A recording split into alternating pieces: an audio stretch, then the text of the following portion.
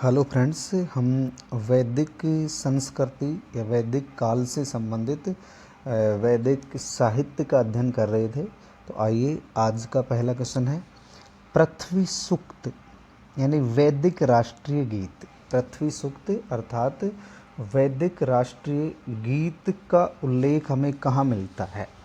पृथ्वी सूक्त अथवा वैदिक राष्ट्रीय गीत का उल्लेख हमें कहाँ मिलता है?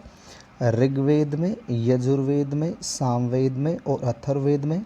इसका सही उत्तर होगा अथर्ववेद में। तो ध्यान रखना है, पृथ्वी सूक्त वैदिक राष्ट्रीय गीत का उल्लेख हमें अथर्ववेद में मिलता है।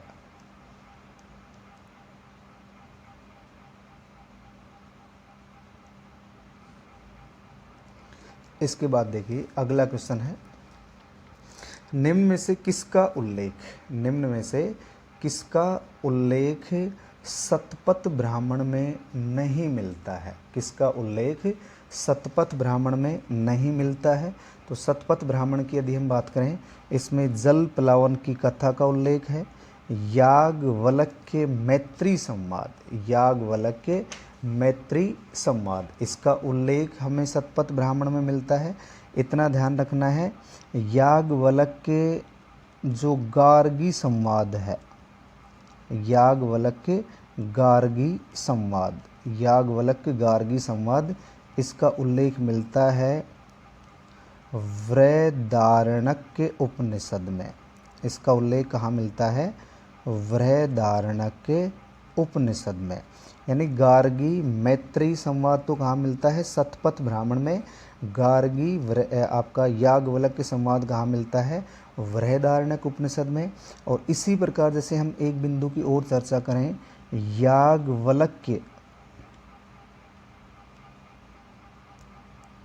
याज्ञवल्क्य और श्वेत केतु का संवाद,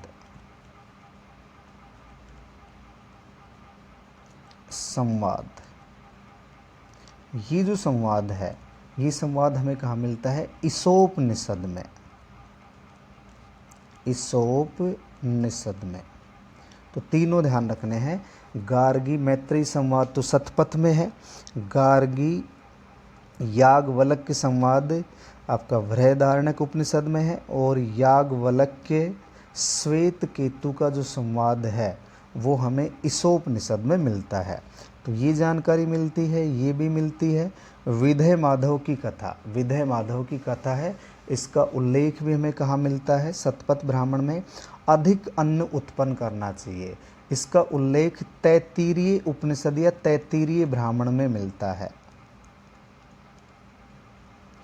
तैत्तिरीय ब्राह्मण या तैत्तिरीय उपनिषद में। तो इसका सही जवाब हो जाएगा डी। इसका सही जवाब क्या होगा? डी, तैत्तिरीय ब्राह्मण, अथवा इसे उपनिषद भी कह सकते हैं, तैत्तिरीय उपनिषद में। इसके बाद अगला क्वेश्चन देखिए,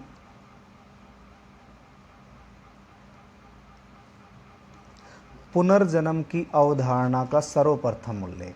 पुनर्जन्म की अवधारणा का सर्वप्रथम उल्लेख हमें कहाँ मिलता है? पुनर्जन्म की अवधारणा का सर्वप्रथम उल्लेख कहाँ मिलता है? शतपथ ब्राह्मण में, तैत्तिरीय ब्राह्मण में,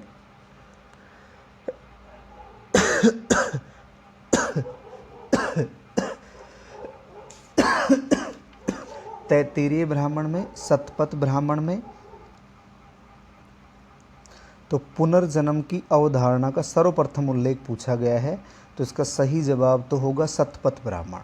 तो पुनर्जन्म की अवधारणा सर्वप्रथम कहाँ मिलती है? शतपथ ब्राह्मण में। इसी प्रकार यदि हम बात करें मृत्यु का सर्वप्रथम जो उल्लेख है वो हमें कहाँ मिलता है? ऋग्वेद में। इसकी चर्चा हम कर भी चुके हैं। मृत्यु का सर्वप्रथम उल्लेख ऋग्वेद में मिलता है। और आत्मा के पुनर्जन्म का प्रथम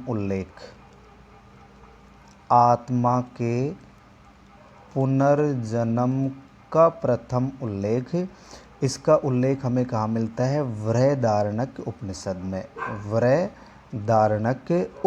में। तो आत्मा का जो पुनर्जन्म है वो कहाँ मिलता है हमें? वृहदारण्यक उपनिषद में, वृहदारण्यक उपनिषद में। तो तीनों ध्यान रखने हैं। इसका सही जवाब होगा शतपथ ब्राह्मण। इसका सही जवाब क्या होगा? शतपथ ब्राह्मण। इसके बाद अगला क्वेश्चन है,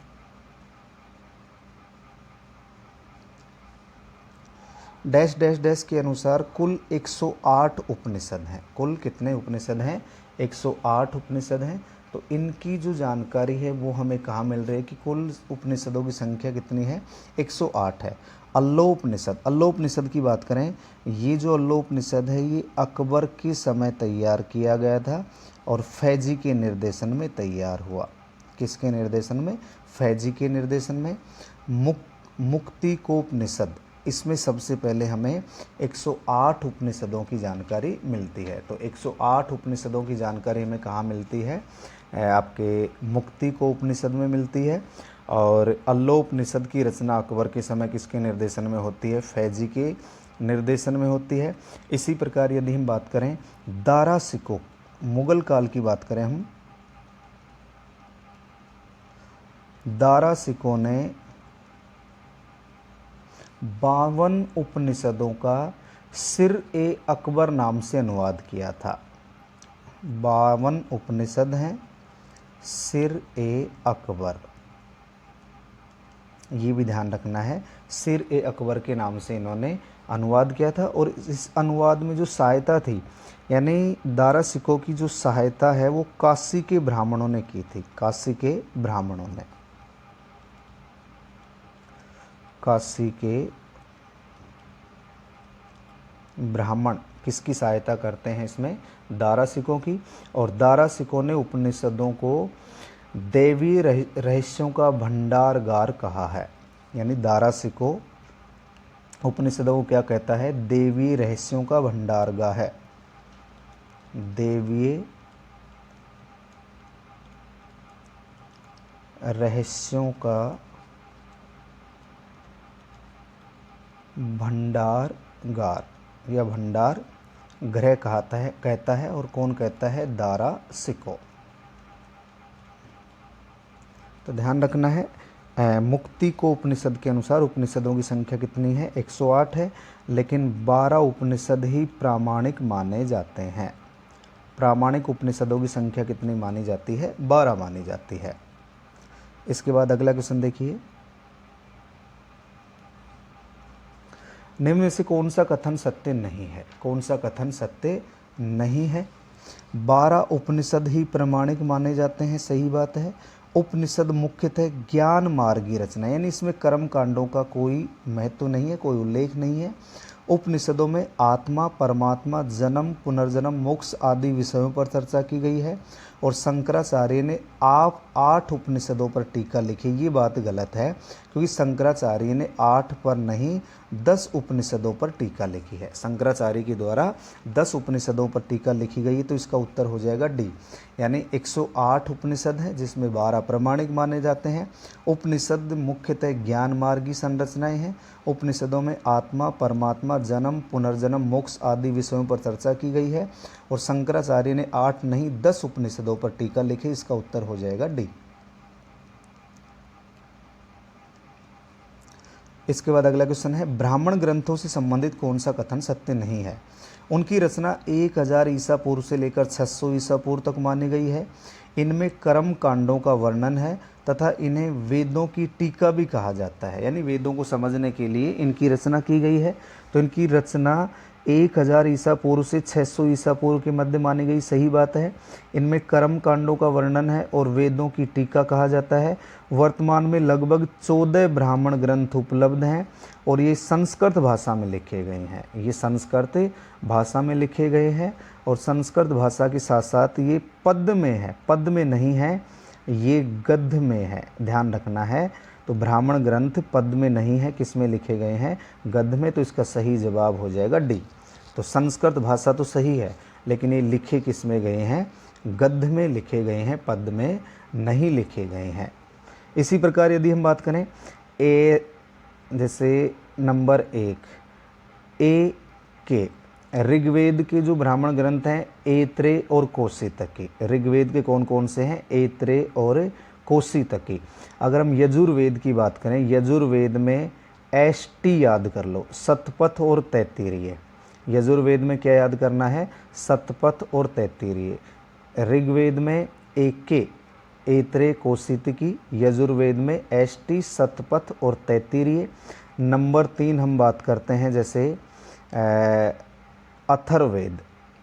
अथर्ववेद की यदि हम बात करें तो अथर्ववेद का एक ही ब्राह्मण ग्रंथ मिलता है, गोपथ। ये वैसे ही याद हो जाएगा, तो 3 याद कर लेंगे हम। ऋग्वेद में ऐत्रेय, कौशितकी। सामवेद यजुर्वेद में है, ये यजुर्वेद के हैं, इतना ध्यान रखना है, ये यजुर्वेद के हैं। ये किसके हैं? ऋग्वेद के। यजुर्वेद में एष्टि यानी शतपथ और तैत्तिरीय। अथर्ववेद में कौन सा है? गोपथ। अथर्ववेद में गोपथ। और सामवेद में पंचविश, षड्विश, जैमिनीय और छांदोग्य। अगर हम सामवेद की बात करें, सामवेद की बात करें तो सामवेद में कौन कौन से हो जाएंगे? सामवेद में भाई 4 यहाँ अक्सर आ रहे हैं, जैसे सामवेद। थोड़ा सा अब ट्रिक से याद करने का प्रयास करो।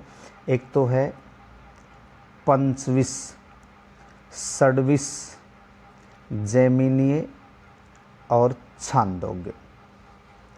PSJC, थोड़ा जैसे भी याद करो आप। पंचविश, षड्विश, जैमिनीय और छांदोग्य सामवेद से संबंधित है। इसका उत्तर हो जाएगा डी।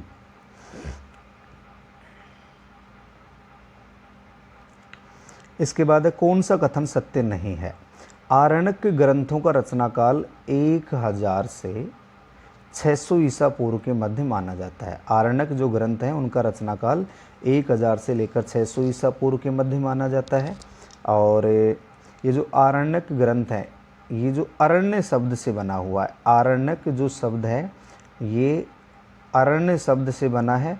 और अरण्य जिसका अर्थ होता है वन अथवा जंगल, यानी इनकी रचना वनों में की गई है, वन अथवा जंगल। तो इनकी रचना कहाँ की गई है? वनों में की गई है। इन ग्रंथों का मुख्य विषय आध्यात्मिक, रहस्यात्मक विषय और दार्शनिक चिंतन है। तो आरण्यक जो ग्रंथ हैं उनका मुख्य विषय क्या है? आध्यात्मिक, रहस्यात्मक विषय और दार्शनिक चिंतन है। आरण्यक ग्रंथ ज्ञान मार्ग और कर्म मार्ग के मध्य सेतु का कार्य करता है। आरण्यक जो ग्रंथ है वो ज्ञान मार्ग और आरण्यक जो ग्रंथ हैं वो ज्ञान मार्ग और कर्म मार्ग के मध्य सेतु का कार्य करते हैं। और वृहदारण्यक, आरण्यक का सब संबंध, वृहदारण्यक आरण्यक का संबंध अथर्ववेद से है। तो एक तो हमें ध्यान रखना है, अथर्ववेद का कोई आरण्यक उपलब्ध नहीं है। अथर्ववेद का कोई आरण्यक उपलब्ध नहीं है। तो वृहदारण्यक जो आरण्यक है इसका संबंध कौन से वेद से है? इसका संबंध शुक्ल यजुर्वेद से है। इसका संबंध किससे है? शुक्ल यजुर्वेद से। ध्यान रखना है। तो इसका सही जवाब हो जाएगा डी, यानी वृहदारण्यक आरण्यक है, इसका संबंध अथर्ववेद से बताया गया है, इसमें वो गलत है क्योंकि अथर्ववेद का कोई आरण्यक उपलब्ध नहीं है। वृहदारण्यक आरण्यक का संबंध किससे है? शुक्ल यजुर्वेद से। तो इसका सही जवाब हो जाएगा डी। इसका सही जवाब होगा डी। इसके बाद देखिए अगला क्वेश्चन है, राजत्व की उत्पत्ति के देवी सिद्धांत का सर्वप्रथम उल्लेख मिलता है। राजत्व के उत्पत्ति के देवी सिद्धांत का सबसे पहली बार उल्लेख कहाँ हुआ है? सबसे पहला उल्लेख कहाँ हुआ है? इसका सही जवाब तो है ऐत्रेय ब्राह्मण में। सही जवाब क्या है? ऐत्रेय ब्राह्मण में। ऐत्रेय ब्राह्मण की यदि हम बात करें, ये सबसे प्राचीन ब्राह्मण ग्रंथ है। एक तो ध्यान रखना है, ये सबसे प्राचीन ब्राह्मण ग्रंथ है और इसकी जो रचना है वो महिदास के द्वारा की गई थी।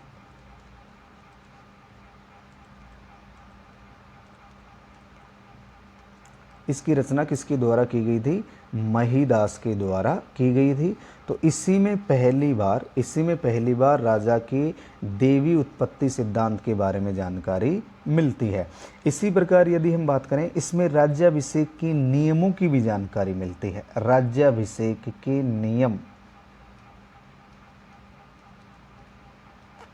राज्याभिषेक के नियम, इसके बारे में भी कहाँ जानकारी मिलती है? ऐत्रेय ब्राह्मण में। इसी प्रकार यदि हम बात करें चारों वर्णों के कर्तव्यों का उल्लेख भी मिलता है इसमें। चारों वर्णों के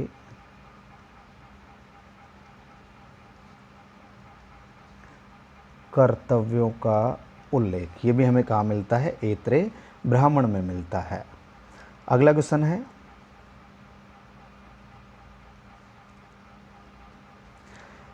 निम्न में से किसका उल्लेख ऐत्रेय ब्राह्मण ग्रंथ में नहीं मिलता है? किसका उल्लेख ऐत्रेय ब्राह्मण ग्रंथ में नहीं मिलता है?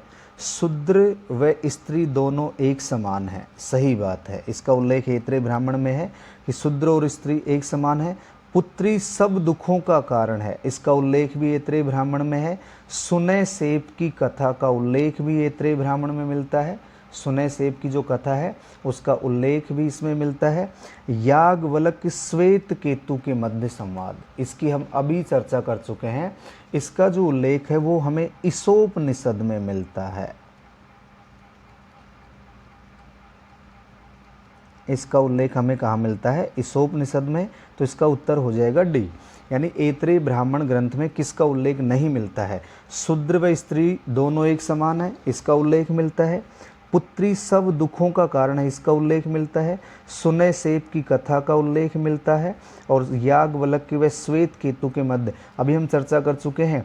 याज्ञवल्क्य मैत्रेयी ये शतपथ ब्राह्मण में है, ये किसमें है? शतपथ ब्राह्मण में है। याज्ञवल्क्य गार्गी ये बृहदारण्यक उपनिषद में है। इसका सही जवाब हो जाएगा डी। इंद्र का प्रसिद्ध कथन चरेवती चरेवती अर्थात बढ़े चलो का उल्लेख हमें सबसे पहले कहाँ मिलता है? इंद्र का प्रसिद्ध कथन चरेवती चरेवती यानी बढ़े चलो का उल्लेख हमें कहाँ मिलता है? ऐत्रेय ब्राह्मण में, शतपथ ब्राह्मण में, पंचविश ब्राह्मण में और तैत्रीय ब्राह्मण में। तो इसका उल्लेख भी हमें कहाँ मिलता है? ऐत्रेय ब्राह्मण में। इसका उल्लेख हमें सबसे पहले कहाँ मिलता है? ऐत्रेय ब्राह्मण में। और ऐत्रेय ब्राह्मण की यदि हम बात करें, इसमें विष्णु को सर्वोच्च देवता कहा गया है। विष्णु भगवान को सर्वोच्च देवता, विष्णु भगवान को इसमें सर्वोच्च देवता कहा गया है। अगर और हम बात करें ऐत्रेय ब्राह्मण की, इसमें एक जगह पर, एक स्थान पर या एक जगह पर, इसमें एक जगह पर क्षत्रिय को ब्राह्मण से श्रेष्ठ बताया गया है। क्षत्रिय को ब्राह्मण से श्रेष्ठ बताया गया है, तो ऐत्रेय ब्राह्मण में ही। और इसी में पत्नी को मित्र कहा गया है। ऐत्रेय ब्राह्मण में ही पत्नी को क्या कहा गया है? मित्र कहा गया है। इसका सही जवाब हो जाएगा ऐत्रेय ब्राह्मण। इसके बाद अगला क्वेश्चन है, शून्य का सर्वप्रथम उल्लेख मिलता है यजुर्वेद में। शून्य का सबसे पहले जो उल्लेख है वो हमें कहाँ मिलता है? यजुर्वेद में मिलता है।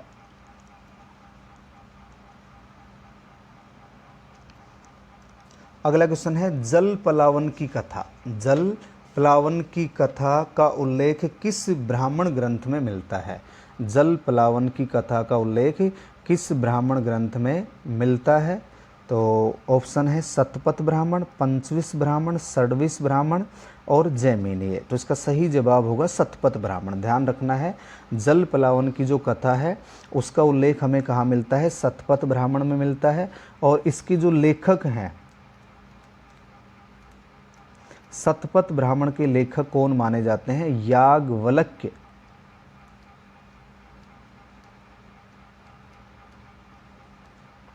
शतपथ ब्राह्मण के लेखक कौन माने जाते हैं?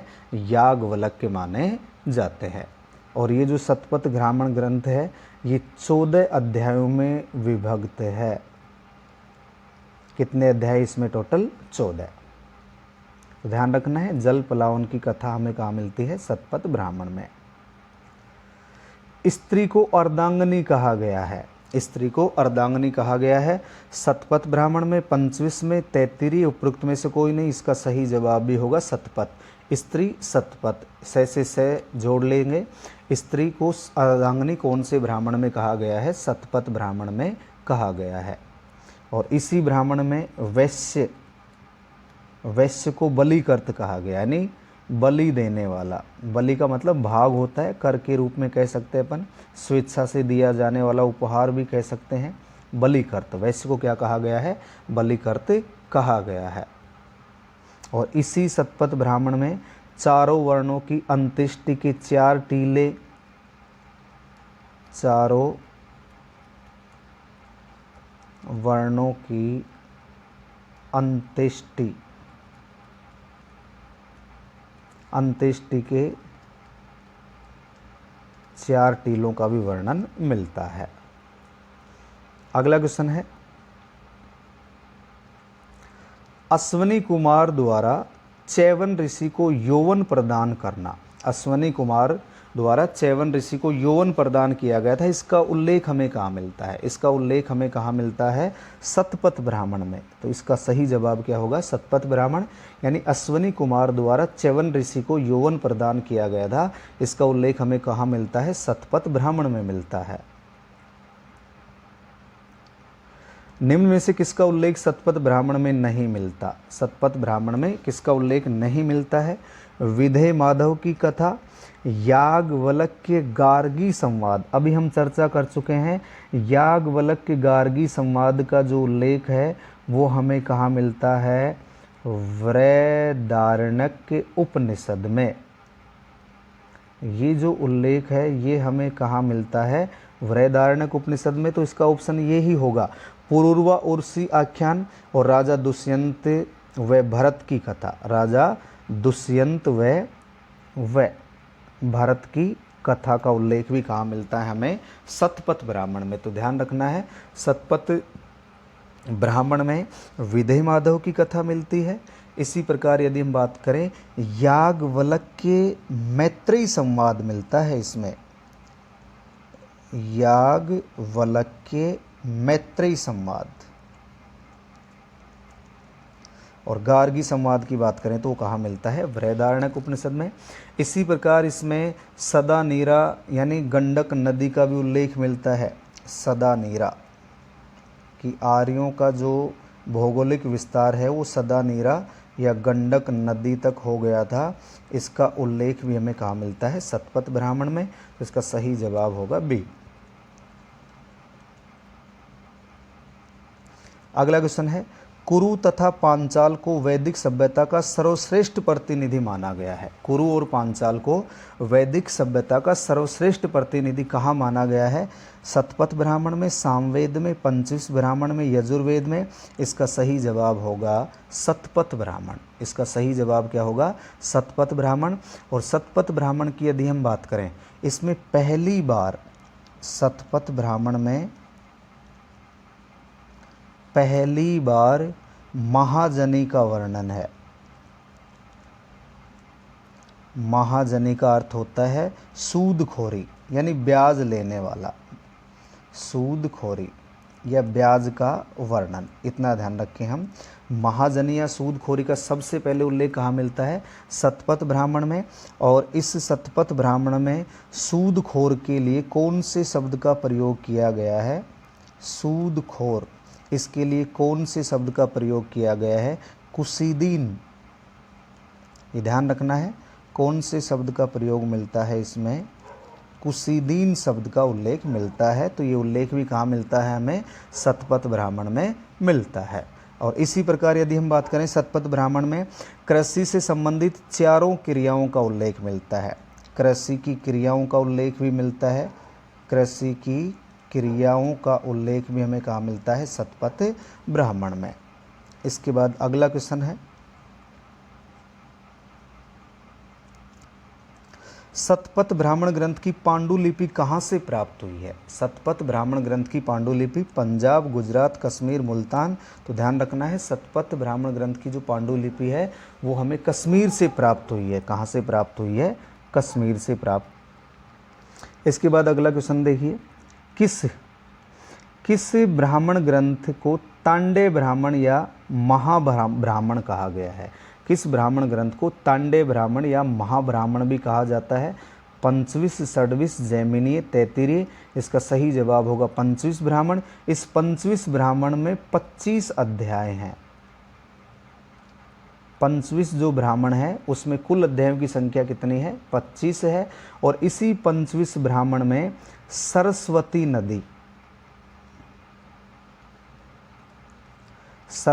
नदी का उद्गम और विलुप्त होने के स्थान का उल्लेख है। उद्गम और विलुप्त, इसके विलुप्त होने का स्थान बताया गया है विंसन। रेगिस्तान में कौन सा स्थान बताया गया है? विंसन नामक स्थान बताया गया है। तो पंचविश ब्राह्मण को तांडे ब्राह्मण, महाब्राह्मण भी कहा जाता है। इसमें कुल 25 अध्याय है और इसी में सरस्वती नदी के उद्गम और विलुप्त होने का विवरण मिलता है। सरस्वती नदी के उद्गम और विलोप होने की कथा का विवरण मिलता है। इसकी अब हम ही चर्चा कर चुके हैं। इसका सही जवाब होगा पंचविश। और पंचविश ब्राह्मण को किस नाम से भी जाना जाता है? तांडे। एक तो तांडे ब्राह्मण कहा जाता है और एक इसे क्या कहा जाता है? महाब्राह्मण कहा जाता है। तांडे और महाब्राह्मण किसे कहा जाता है? पंचविश को। कौन सा ब्राह्मण ग्रंथ तांडे ब्राह्मण के परिशिष्ट के रूप में? तो तांडे ब्राह्मण का अर्थ क्या हुआ यहाँ? पंचविश। तांडे ब्राह्मण का अर्थ क्या होता है? पंचविश। तो अपन कह सकते हैं कि कौन सा ब्राह्मण ग्रंथ है जो पंचविश के परिशिष्ट के रूप में है? तो इसका सही जवाब हो जाएगा षड्विश। इसका सही जवाब क्या होगा? षड्विश। और जो षड्विश ब्राह्मण ग्रंथ है इसे अद्भुत ब्राह्मण कहा जाता है। इसे किस नाम से भी जाना जाता है? अद्भुत ब्राह्मण के नाम से जाना जाता है। और इसमें कुल कितने अध्याय हैं? 26 अध्याय हैं। उसमें कितने अध्याय थे? 25। यानी उसमें का मतलब अभी हमने बात की है पंचविश। तो पंचविश में कितने अध्याय हैं? 25 हैं। षड्विश में कितने हैं? 26 हैं।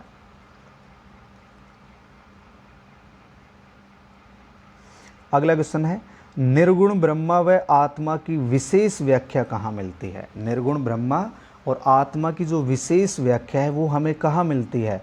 वेदों में, उपनिषदों में, ब्राह्मण ग्रंथों में, वेदांग में। इसका सही जवाब होगा उपनिषदों में। ध्यान रखना है, निर्गुण ब्रह्मा व आत्मा की विशेष व्याख्या हमें उपनिषदों में मिलती है। वैदिक साहित्य का अंतिम भाग है। देखो वैदिक साहित्य में क्या क्या शामिल किए जाते हैं? वेद, ब्राह्मण,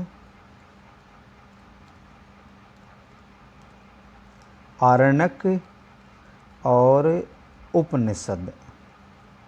और उपनिषद को ही कहा जाता है वेदांत। यानी वेदों के अंतिम भाग हैं, वैदिक साहित्य के अंतिम भाग हैं। तो इसका सही जवाब हो जाएगा वेदांत। वैदिक साहित्य का अंतिम भाग कौन सा है? वेदांत अथवा उपनिषद।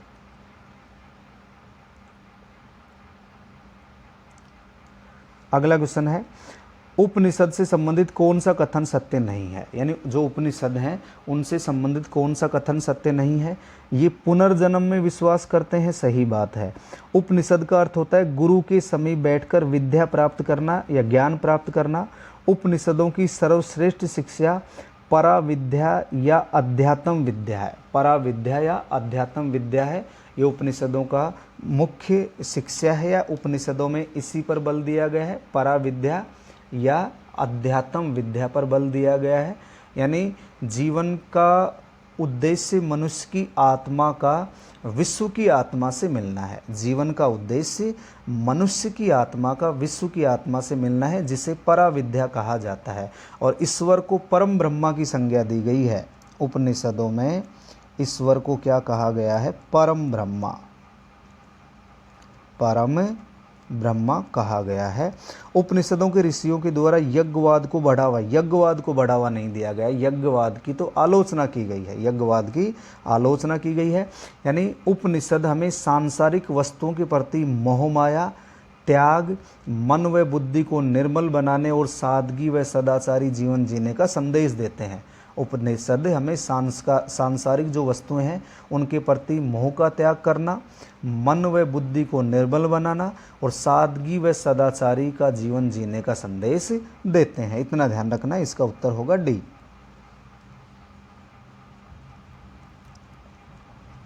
इसके बाद अगला क्वेश्चन है, कौन सा उपनिषद गद्य में लिखा गया है? कौन सा उपनिषद है जो गद्य में लिखा गया है? ईश, कठ और श्वेताश्वर। ईश, कठ और श्वेताश्वर ये तीनों जो उपनिषद हैं ये पद्य में लिखे गए हैं। ये जो उपनिषद हैं किस में लिखे गए हैं? पद्य में। तो इसका सही जवाब हो जाएगा डी। तो डी जो उपनिषद है यानी बृहदारण्यक जो उपनिषद है वो किस में लिखा गया है?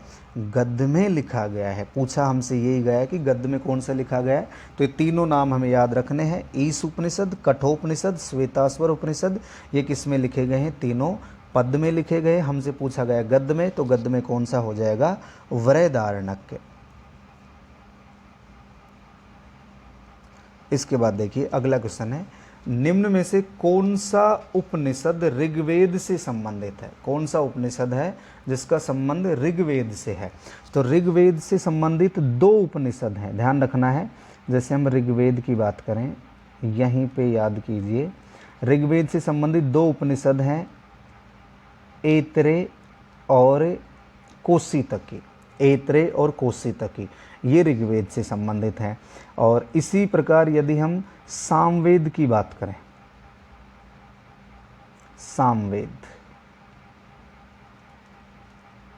सामवेद से संबंधित कौन कौन से हैं?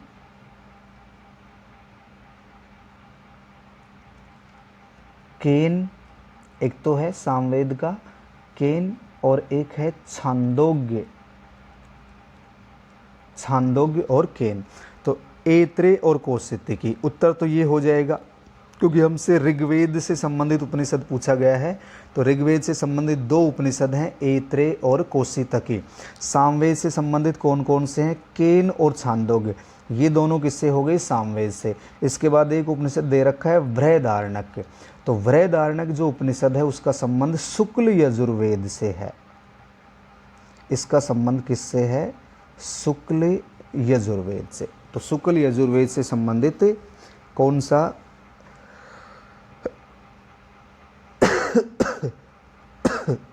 बृहदारण्यक। बृहदारण्यक किससे संबंधित हो गया? शुक्ल से।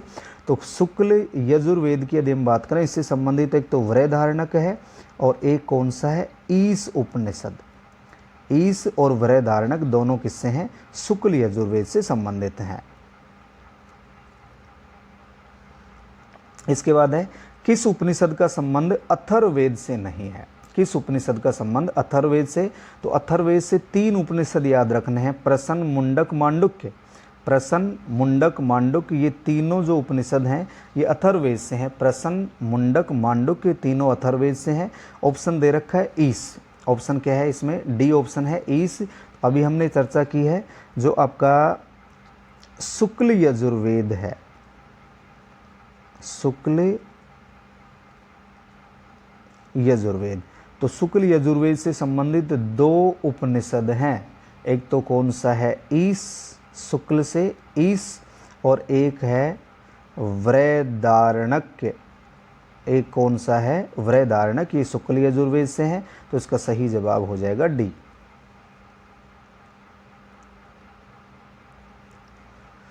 कृष्ण यजुर्वेद से संबंधित उपनिषद कौन सा नहीं है? कृष्ण यजुर्वेद से संबंधित कौन सा उपनिषद नहीं है?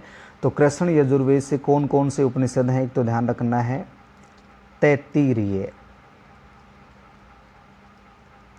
कृष्ण यजुर्वेद से एक तो कौन सा है? तैत्तिरीय उपनिषद है। एक है कठ, एक है श्वेताश्वर, और एक है मैत्रायणी। एक है मैत्रायणी। तो तैत्तिरीय, कठ, श्वेताश्वर और मैत्रायणी ये किससे संबंधित हैं? कृष्ण यजुर्वेद से। तो अब हमसे पूछा गया कि कौन सा कृष्ण यजुर्वेद से संबंधित नहीं है? तो तैत्तिरीय, मैत्रायणी, श्वेताश्वर तीनों तो इसमें आ गए हैं, और चौथा कठ है, ईश उपनिषद। तो अभी हम चर्चा कर चुके हैं, ईश उपनिषद का संबंध किससे है? शुक्ल यजुर्वेद से। इसका संबंध किससे है? शुक्ल यजुर्वेद से। तो इसका सही जवाब हो जाएगा डी।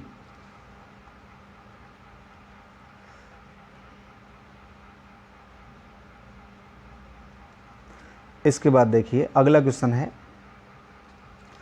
गीता के निष्काम कर्म का सिद्धांत। गीता के निष्काम कर्म का जो सिद्धांत है वो हमें सबसे पहले किस उपनिषद में मिलता है? यानी गीता में जो निष्काम कर्म का सिद्धांत दिया गया है वो सबसे पहले कौन से उपनिषद में मिलता है? मुंडोक उपनिषद। इसमें तो हमें सत्यमेव जयते शब्द का उल्लेख मिलता है, सत्यमेव जयते। एक तो सत्यमेव जयते और एक मुंडोक उपनिषद में यज्ञ की जो तुलना है वो टूटी हुई नाव से की गई है। यज्ञ की तुलना टूटी हुई नाव से की गई है। और ईशोपनिषद से, इसका सही जवाब होगा ईशोपनिषद से। गीता के निष्काम कर्म का जो प्रतिपादन है वो सबसे पहले किस में मिलता है? ईशोपनिषद में। कठ उपनिषद की यदि हम बात करें, कठ उपनिषद में हमें यम और नचिकेता का संवाद मिलता है। यम नचिकेता संवाद, ये कहाँ मिलता है? कठ उपनिषद में। यानी आचार्य यम के द्वारा नचिकेता को उपदेश दिया जाता है।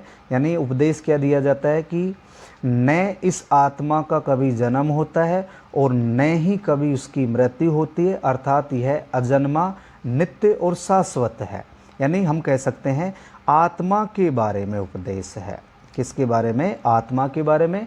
तो न इस आत्मा का कभी जन्म होता है, न इसकी कभी मृत्यु होती है, यह अजन्मा, नित्य और शाश्वत है। इसका उल्लेख कठ उपनिषद में मिलता है। मांडुक्य उपनिषद, मांडुक्य उपनिषद ये सबसे छोटा उपनिषद है। मांडुक्य सबसे छोटा उपनिषद है। तो इसका सही जवाब होगा ईशोपनिषद। दोस्तों आज के वीडियो में इतना ही। जय हिंद, जय भारत।